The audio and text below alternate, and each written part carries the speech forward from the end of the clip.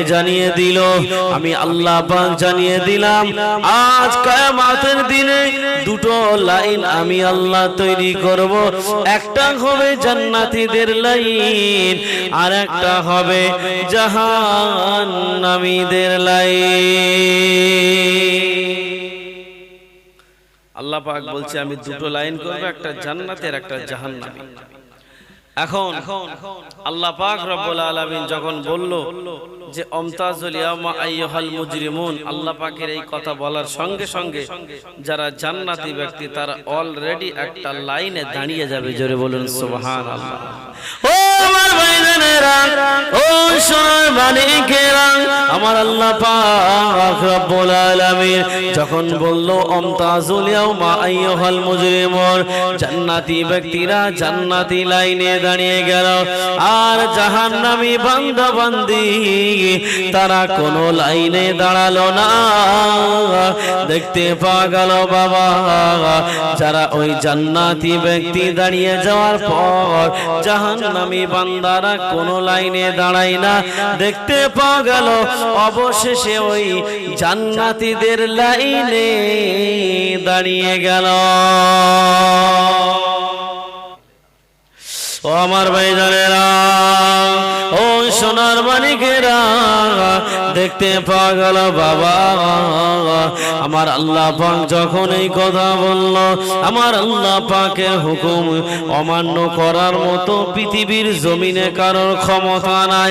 দেখতে পাওয়া গেল বাবা, আল্লাহ পাকের ওই ফেরেশতারা আল্লাহর হুকুমে চলে আসবে, এসে দেখবে জান্নাতি ব্যক্তি যে লাইনে, জাহান্নামী ব্যক্তি দুজনেই একই লাইনে দাঁড়িয়ে আছে। ওই সময় ফেরেশতারা আমার আল্লাহকে বলবে, ও রব্বুল আলামিন, আল্লাহ পাক কিভাবে বুঝবো কে জান্নাতি আর কে জাহান্নামী?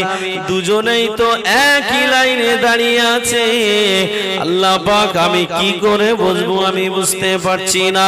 ওই সময় আমার আল্লাহ পাক বলবে, ও আমার ফেরেশতারা, তোমরা কি জানো না আমি আল্লাহ পাক বর্ণনা দিলাম যারা পৃথিবীর জমিনে নামাজ পড়েনি, আমি আল্লাহ পাক আমার হুকুমকে আদায় করেনি, আর যারা আমি আল্লাহ পাক আমাকে ভয় করে আমাকে রাজি খুশি করার জন্য যারা ওযু করেছে, নামাজ পড়েছে, আমি আল্লাহ পাক আজ কিয়ামতের দিন আমি শুধু বলবো, ও আমার বান্দারা, তোমরা জান্নাতি বান্দা জান্নাতে চলে যাও।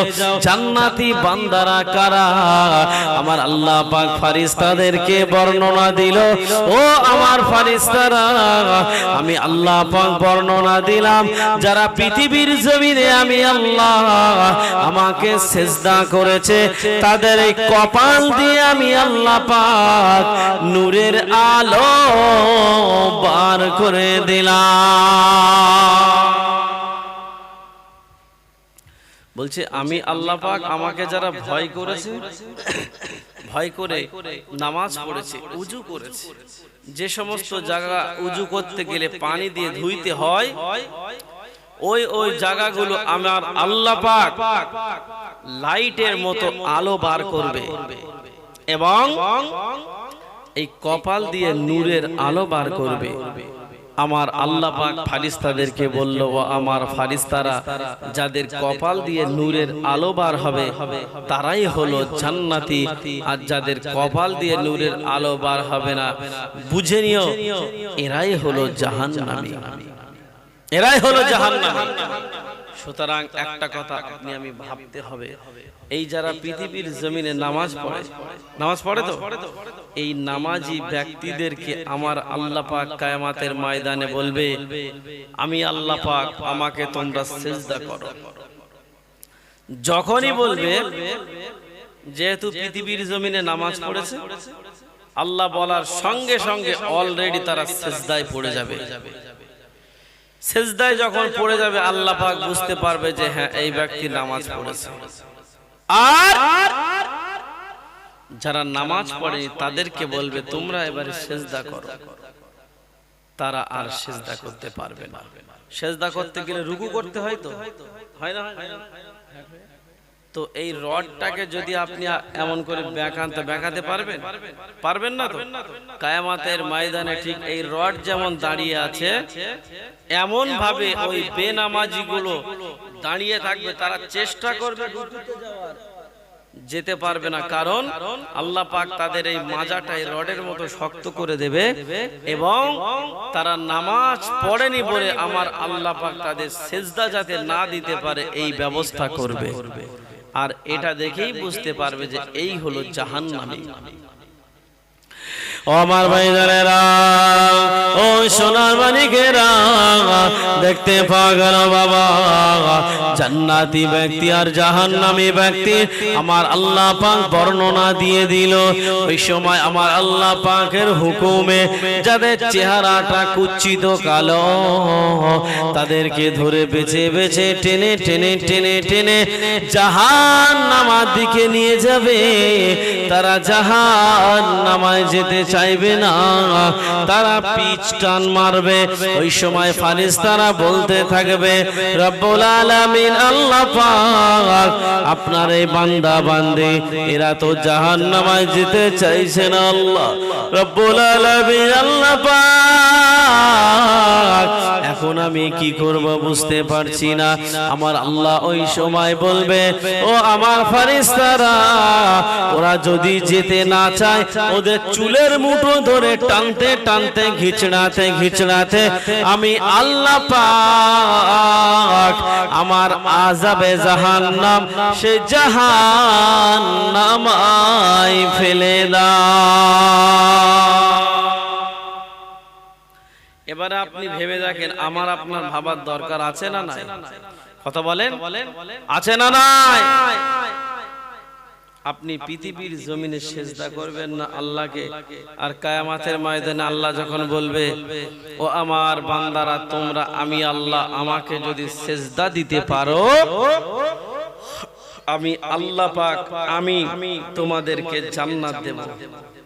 আর যারা সিজদা দিতে পারবে না, আমি আল্লাহ পাক কিন্তু তাদের জান্নাত দেব না। আল্লাহর কথা শুনে তাড়াহুড়ো করে সিজদা দিতে যাবে বেনামাজি গুলো, তাদের মাজাটা নিচে হবে না, সিজদা হবে না। আর যারা নামাজি, তাদের অলরেডি মাজা নিচু হয়ে তারা সিজদায় চলে যাবে। সুতরাং আমাকে আপনাকে ভাবতে হবে যে আল্লাহ আমাকে আপনাকে সৃষ্টি করেছে, ওই আল্লাহ পাককে যদি সিজদা করি, আমার আল্লাহ পাক খুশি হবে না বেজার হবে? খুশি হবে তো? তো সেই আল্লাহকে খুশি করতে গেলে কি করতে হবে বলেন? কি গান টান শুনতে হবে নাকি? কি শুনতে হবে? গান শুনতে হবে? মদ খেতে হবে? জুয়া খেলতে হবে? কি করতে হবে? নামাজ পড়তে হবে, রোজা রাখতে হবে, শরীয়তের রুলস অনুযায়ী আমাকে আপনাকে চলতে হবে। যদি আমি আপনি চলতে পারি, ইহকাল পরকাল দুই কাল আমার আপনার জন্য ধন্য হয়ে যাবে। জোরে বলুন সুবহানাল্লাহ। কি গো, নামাজ পড়বেন তো নাকি? হ্যাঁ, জলসার মজলিসে মানুষের মন নরম হয়ে যায়, আর যেই জলসা হয়ে যায় বাড়ি চলে যায়, ঠিক শয়তানের দাগা দিয়ে মন যেমন ছিল আবার ঠিক আগের মতো হয়ে যায়। এগুলো কিন্তু ইমানদারের লক্ষণ নয়, এগুলো ইমানদারের লক্ষণ নয়। ইমানদারের লক্ষণ হলো জলসা শুনবে, বুঝবে, আমল করবে, বাস্তবে রূপ দেবে, মেনে চলবে। এটাই হলো ইমানদারের আলামত। আর ইমানদার ওয়াজ শুনলো, এক কান দিয়ে শুনলো আর এক কান দিয়ে বার করে দিল, মজলিসে বললো নামাজ পড়বো, অথচ যে জাইসা তা ওয়াইসাহি রহেগা, যেমন ছিল তেমনটাই যদি থেকে যায়, তাহলে আমার আপনার কপালে কিন্তু খুব দুঃখ আছে। সেই দুঃখের কিন্তু শেষ নাই। কারণ কিয়ামতের ময়দানে আল্লাহ বলবেন যে আমার হাবিব, তার আম্বিয়া, তার ওয়ারিস যারা, তাদের কাছ থেকে কি তোমরা শোনোনি যে নামাজ হলো জান্নাতের চাবি, as-সালাতু মিফতাহুল জান্নাহ? আল্লাহ নবী সাল্লাল্লাহু আলাইহি ওয়াসাল্লাম, নবী আমার আমার দিন ও দুনিয়ার বাদশাহ হাবিবুল্লাহ জনাবে মুহাম্মদ রাসূলুল্লাহ সাল্লাল্লাহু আলাইহি ওয়াসাল্লাম নবী আমার জানিয়ে দিল, ও আমার সাহাবীরা, আমি রাসূলুল্লাহ আমি তোমাদেরকে জানিয়ে দিলাম আসসালাতু মিফতাহুল জান্নাহ, অর্থাৎ নামাজ হলো জান্নাতের চাবিকাঠি। একজন বান্দাকে আমার আল্লাহ পাক টাকা পয়সা দিয়েছে, হজ করেছে, যাকাত দিয়েছে, দান করেছে, সমস্ত ভালো কাজ করেছে, ওই বান্দাটাকে কিয়ামতের দিন আমার আল্লাহ জান্নাত দেবে না দেবে না? কথা বলেন। যে মানুষটা হজ করেছে, যাকাত দিয়েছে, মানুষের বিপদে পাশে দাঁড়িয়েছে, ওই মানুষটার সঙ্গে আল্লাহ কি কিয়ামতের ময়দানে অসৎ ব্যবহার করবে? করবে না। আমার আল্লাহ পাক ওই বান্দাকে জান্নাত দেবে, বলবে যাও আমি আল্লাহ পাক আমার রহমতের দয়ার জান্নাতে চলে যাও। ওই সময় দেখতে পাওয়া যাবে বাবা ওই বান্দাটা ছুটে ছুটে ছুটে ছুটে মনের আনন্দে জান্নাতের দিকে ছুটতে থাকবে। দেখতে পাওয়া যাবে বাবা ওই বান্দাটা জান্নাতের দরওয়াজায় যখন পৌঁছে যাবে, দেখতে পাবে জান্নাতের দরওয়াজায় তালা ঝোলানো আছে। কি ঝোলানো আছে? কথা বলেন। তালা ঝোলানো আছে কোথায়? কথা বলেন না কেন? জান্নাতের দরওয়াজায় তালা ঝোলানো আছে। কি গো, জান্নাতের দরওয়াজায় তালা ঝোলানো আছে মনে টাকা পয়সার মালিক নিশ্চয় টাকা দিয়ে চাবিটা পেয়ে যাবে? পাবে? কথা বলেন, পাবে না তো? তাহলে ভেবে দেখেন, টাকা পয়সার বাহাদুরি ক্ষমতা দুনিয়ায় চলবে, আল্লাহর সঙ্গে চলবে না। আমার আল্লাহ পাক রব্বুল আলামিন যখন ওই ব্যক্তিটাকে জান্নাত দেবে, মনের আনন্দে গিয়ে দেখবি যে জান্নাতের দরওয়াজায় তালা মারা, ওই সময় আবার রিটার্ন চলে যাবে, গিয়ে আল্লাহকে বলবে আল্লাহ জান্নাতের চাবিটা দেন। তখনই আমার আল্লাহ বলবে, আমার আল্লাহ পাক রব্বুল আলামিন বলবে, ও আমার বান্দা তুমি কি শোনো না, আসসালাতু মিফতাহুল জান্নাহ, নামাজ হলো জান্নাতের চাবিকাঠি। এই নামাজ ছাড়া কোনো মানুষের পক্ষে জান্নাতে যাওয়া সম্ভব নয়। আল্লাহ বলবে তুমি কি শোনোনি নামাজ হলো জান্নাতের চাবি? আমার হাবিব কি বলেনি? আল উলামা ওয়ারাসাতুল আম্বিয়া, আলেম রাই হলো নবীর ওয়ারিস। সেই নবীর ওয়ারিসদের কাছ থেকে কি তুমি শোনোনি নামাজ হলো জান্নাতের চাবি? ওই সময় বলবে হ্যাঁ আল্লাহ শুনেছিলাম, কিন্তু অতটা গুরুত্ব দিইনি। আমি জানি টাকা পয়সা আছে, হজ করলে, যাকাত দিলে, দান করলে হয়তো জান্নাত পেয়ে যাব, কিন্তু জান্নাতে যেতে গেলে যে তালা খুলতে হয় এটা তো আমি জানতাম না। এখন ওই ব্যক্তিটা তো জান্নাত পেয়েছে, জান্নাতে কি আর ঢুকতে পারবে? পারবে না। আমার আল্লাহ পাক রব্বুল আলামিন ওই সময় বলল, ও আমার বান্দারে তুমি ভালো কাজ করেছো, আমি আল্লাহ তোমার সঙ্গে খারাপ ব্যবহার করি না। আমি আল্লাহ পাক আমি হলাম ইমামুন আদিলুন, ন্যায় বিচার কারণেওয়ালা। আমি আল্লাহ আমি হক বিচারকে পছন্দ করি। আমি আল্লাহ পাক হক বিচার করে ইনসাফের সঙ্গে বিচার করে আমি আল্লাহ পাক আজ তোমাকে জান্নাত দিয়ে দিলাম, যাও চলে যাও জান্নাতে চলে যাও। ওই সময় বলবে আল্লাহ পাক জান্নাতের দরওয়াজায় তালা মারা, আমি তো ঢুকতে পারবো না। ওই সময় আমার আল্লাহ বলবে, ও আমার বান্দা তুমি ভালো কাজ করেছো ঠিক আছে, কিন্তু তার পাশাপাশি যদি তুমি নামাজ আদায় করতে, আমি আল্লাহ পাক তোমার জন্য জান্নাতের দরওয়াজা ওপেন করে দিতাম। তুমি নামাজ না পড়ার কারণে কারণে আজ কিয়ামতের দিন আমি আল্লাহ পাক তোমার ঠিকানা জাহান্নামে করে দিলাম। এদিক থেকে ওই দিক থেকে ইমাম আহমদ ইবনে হাম্বলকে তার দোকানে নিয়ে গিয়েছিল, না হলে মসজিদে শুইতে পারতো, শুতে দেয়নি। ঘুরতে ঘুরতে ঠিক তার দোকানে গেল, কারণ সে আমল করেছিল। আমি আপনাদের প্রথমে বলেছিলাম যে মাশক করতে হবে, সবক নিতে হবে, তরিকা অনুযায়ী কাদিরিয়া তরিকা, চিশতিয়া তরিকা, নকশবন্দিয়া তরিকা, এক একটা তরিকা অনুযায়ী আপনাকে মাশক করতে হবে, আমল করতে হবে, জিকির করতে হবে।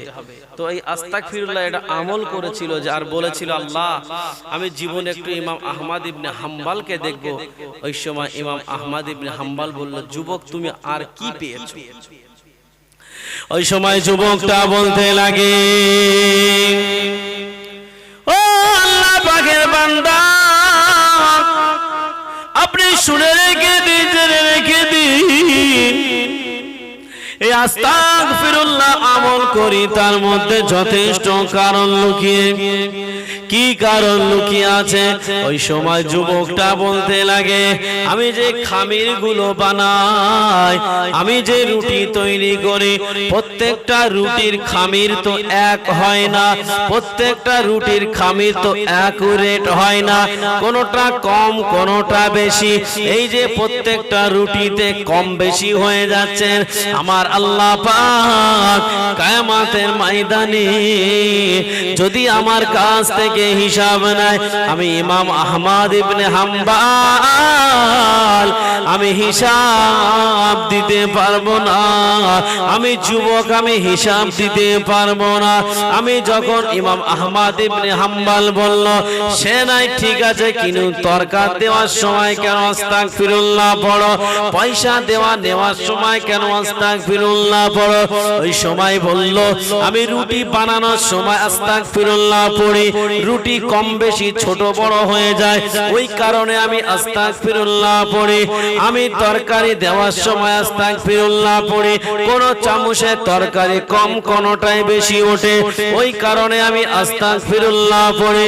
ইমাম আহমদ ইবনে হাম্বল বলল, তুমি পয়সা নেওয়ার সময় কেন পড়ো?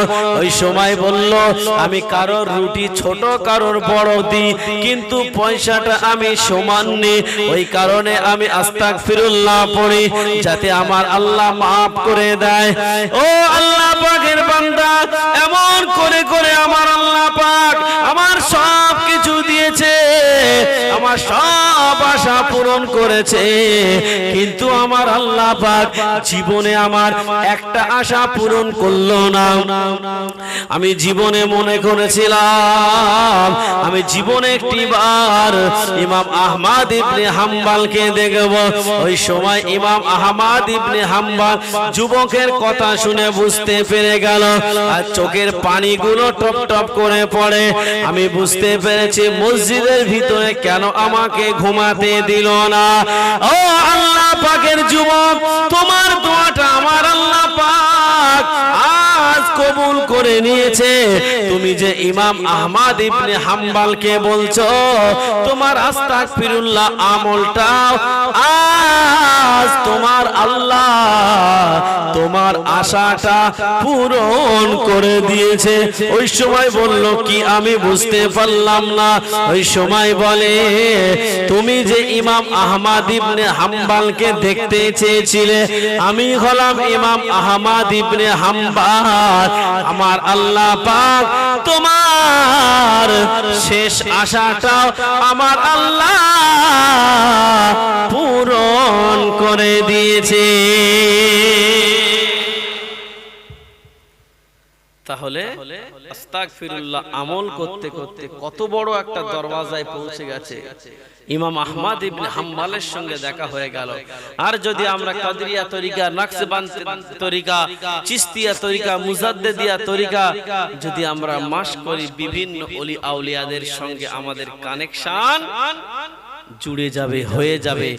আল্লাহ পাক রব্বুল আলামিন যেন আমাদের প্রত্যেকের ওলি আউলিয়াদের সঙ্গে দেখার মতো সুযোগ দেয়, বলুন আমিন। আল্লাহ পাক যেন বিশ্ব নবীর দিদারটাও মৃত্যুর আগে একবার অন্তত আল্লাহ দেয়, বলুন আল্লাহুম্মা আমিন। কারণ বিশ্বনবীর দিদার পাওয়া মানে আপনার জন্য জাহান্নামের আগুন হারাম হয়ে যাবে, জাহান্নামের আগুনে আপনাকে আর পুড়তে হবে না। আমার আল্লাহ পাক রব্বুল আলামিন যেন আমাকে আপনাকে রহমতের দয়ার জান্নাতে দেয়, বলুন আমিন। জোরে বলুন আমিন। মহব্বতে দরুদ আল্লাহুম্মা সাল্লি আলা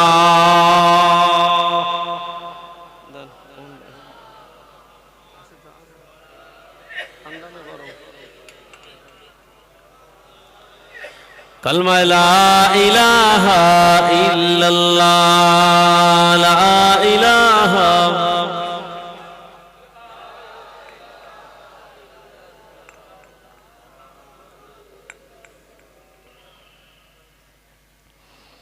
হাসবি রব্বি জাল্লাল্লাহ মা ফি কলবি গায়রুল্লাহ।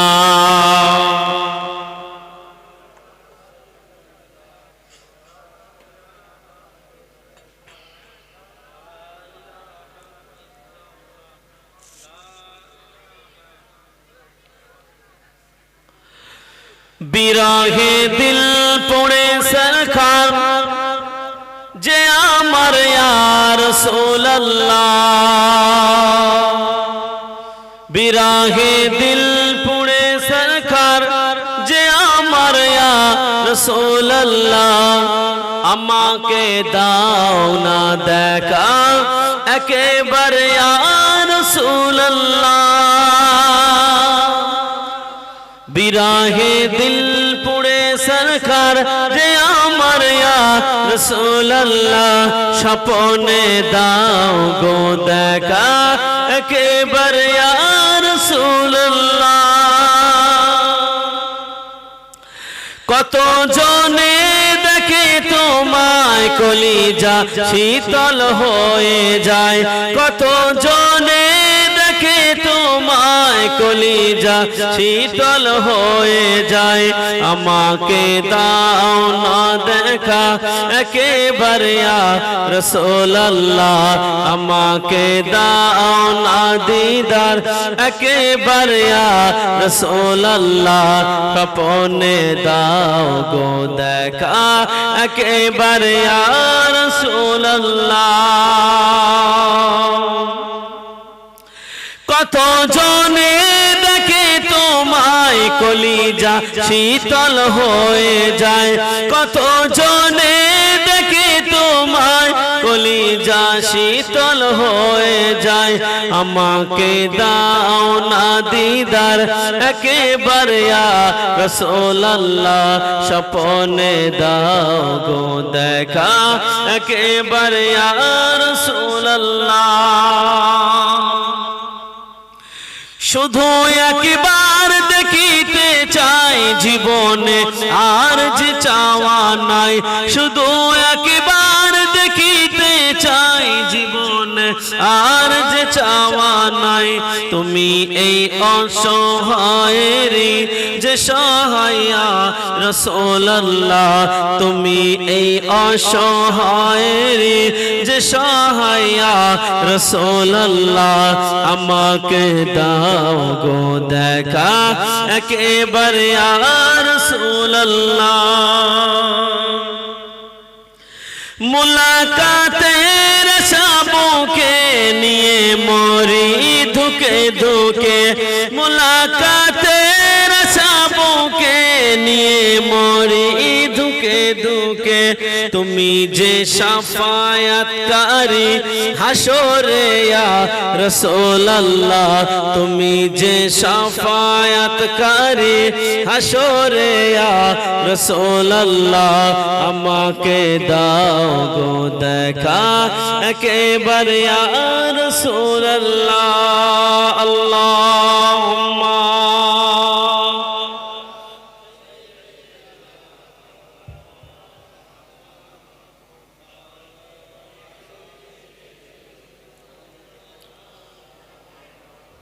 তো বাবাজি, আপনাদের বক্তব্য কি ভালো লাগছে নাকি? হ্যাঁ লাগছে? আপনাদের ক্লিয়ার তো, বুঝতে পারছেন তো? হ্যাঁ। তো আল্লাহ নবী সাল্লাল্লাহু আলাইহি ওয়াসাল্লাম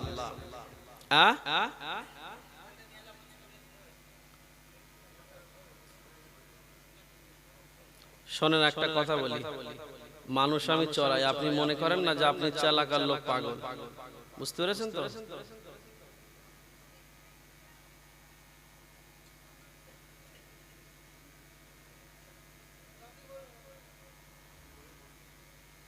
কমন সেন্স নেই কিছু, ওয়াজ শুনতে বসেছে, জ্ঞান আছে বুঝার?